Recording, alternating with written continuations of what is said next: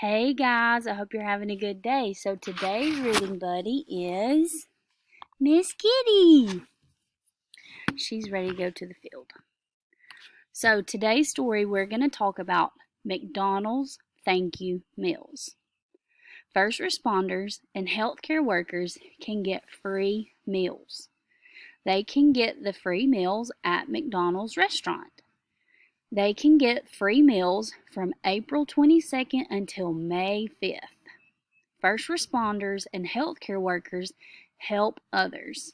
McDonald's wants to thank them.